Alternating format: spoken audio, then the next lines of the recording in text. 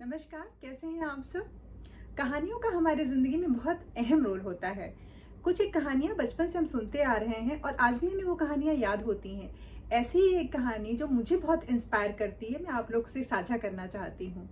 एक बार एक गुरु और चेला थे, जिन्होंने तय किया कि कुछ समय के लिए आश्रम से बाहर की दुनिया देख कर आते हैं, तो हम भ्रमण पे निकलते हैं थोड़ा सा। तो ये सोचकर वो अपने आश्रम से बाहर निकले और देश के भ्रमण पे निकले। सारा दिन गुजारने के बाद वो एक गांव में पहुंचे। अब रात उनको बितानी थी, तो उन्होंने सोचा कि इस गांव में ही कोई घर देख लेते हैं जहां पे रात बिताते हैं। तो उन्होंने देखा कि बाहर एक खेत है, बहुत बड़ा खेत है और उसके बीच में एक घर है छोटा सा। तो उन्होंने सोचा कि चलो आज रात यहीं गुजारते हैं। लेकिन वो खेत में कुछ उगा नहीं था, खाली पड़ा था खेत बिल्कुल। घर भी ऐसे ही था, ठीक से व्यवस्थित घर नहीं था। तो फिर अंदर गए तो उन्होंने अपने आने का आशय बताया कि हम इस वजह से यहाँ आए हैं। तो उन लोगों ने बड़ा सत्कार किया गुरु और चेले का और उनके रहने की पूरी व्यवस्था की, खाने पीने का इंतज़ाम किया। बातों बातों में गुरु जी ने पूछा कि आपका इतना बड़ा खेत है, इसमें कुछ उगाया नहीं है आपने, आप लोग का खर्चा कैसे चलता है। तो उन लोगों ने बताया कि हमारे पास एक भैंस है जो बहुत ज़्यादा दूध देती है और हम उस दूध को बेचते हैं और उसी से हमारे घर का खर्चा चलता है। तो उन्होंने बोला इतने सदस्य हैं आपके घर में, खर्चा चल जाता है। उन्होंने बोला हाँ, हम कैसे भी करके इसमें अपना गुजारा कर लेते हैं। गुरुजी ने कहा ठीक है, अच्छी बात है। खैर उन्होंने खाना वाना खाया और सोने चले गए। तो उनका जो शिष्य था वो उनके पाँव दबा रहा था रात को। देखा गुरुजी सो नहीं रहे, उनको नींद नहीं आ रही है। तो उन्होंने पूछा गुरुजी क्या बात है, आपको नींद नहीं आ रही है।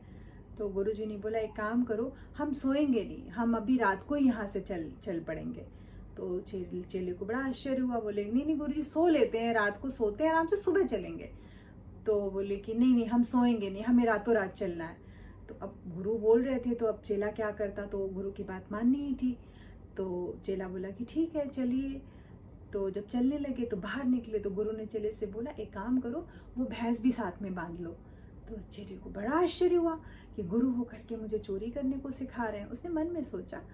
तो उसने बोला कि अरे नहीं नहीं गुरुजी, कैसी बात करते हैं, ये तो उनकी जीविका का साधन है, हम भैंस चुरा लेंगे तो बेचारे खाएंगे कहाँ से। तो गुरुजी ने बोला कि एक बात बताओ, हमें भी तो जीविका चलाने के लिए कुछ चाहिए, देश भ्रमण पे निकले हैं, हमारे पास भी तो कुछ पैसे होने चाहिए। तो भैंस ले चलो, दूध देगी और उससे जो पैसे आएंगे हमारा कुछ काम चलेगा। चेले को बड़ा बुरा लगा और गुरु को कितना सम्मान देता था, आज तो गुरु उसकी नज़रों में गिर गए। लेकिन गुरु तो गुरु थे, अब करता भी क्या।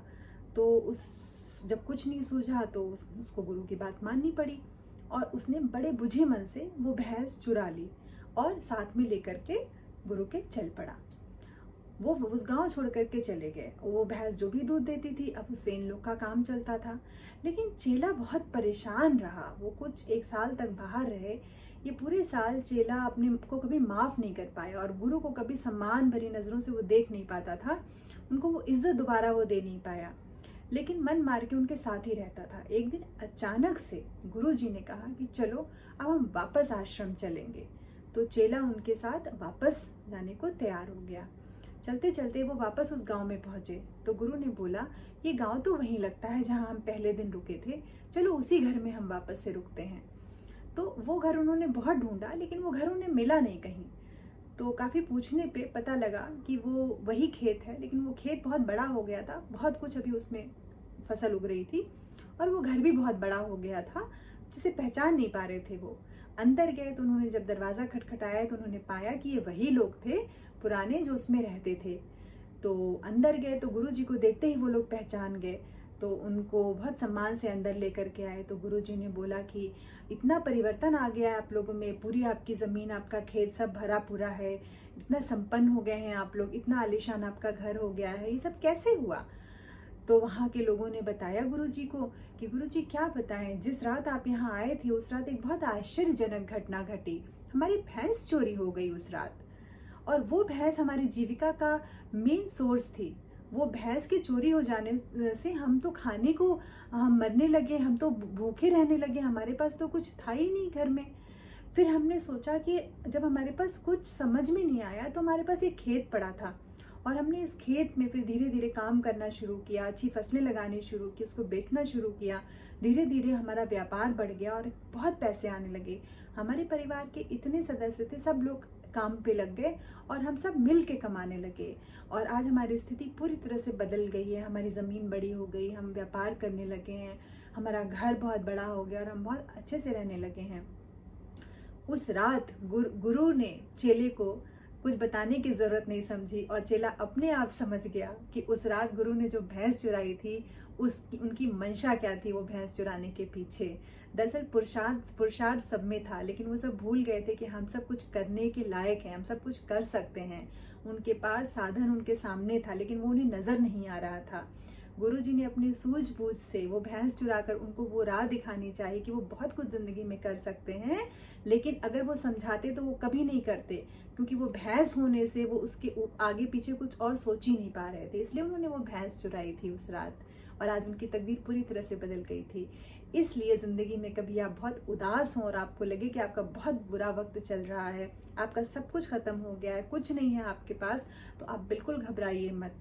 ज़िंदगी में जब ऐसा वक्त आए तो अपने अंदर झांकिए, अपने आसपास देखिए, आप बहुत कुछ ज़िंदगी में कर सकते हैं। वो वक्त होता है कुछ नया करने का, कुछ नया अचीव करने का, और आप कर सकते हैं ज़िंदगी में, लेकिन आप खुद को पहचानना भूल गए हैं। वो जो उनकी भैंस थी वो उनका कंफर्ट जोन थी, वो एक ऐसी लाइफस्टाइल हो गई थी जो उनको आराम से ज़िंदगी काटने दे रही थी, और वो उससे आगे कुछ करने की कभी सोच ही नहीं पा रहे थे। जब वो भैंस उनके पास नहीं थी, उन्होंने अपने सामर्थ्य को पहचाना, अपने अंदर के पोटेंशियल को पहचाना कि हम बहुत कुछ कर सकते हैं। ऐसे ही अगर उदासी, निराशा या कोई ऐसी बात जो आपको अंदर अंदर परेशान करती है और आपको लगता है अब कुछ नहीं हो सकता, तो यकीन मानिए ये वक्त बहुत बड़े परिवर्तन का आपकी ज़िंदगी में भी है, और आपको खुद को पहचानने की ज़रूरत है। तो भैंस अगर चोरी हुई है तो यकीन मानिए आपका समय बदलने वाला है, पुरुषार्थ की ज़रूरत है। तो अपने अंदर झांकिए और एक बार अपने आप को पहचानिए।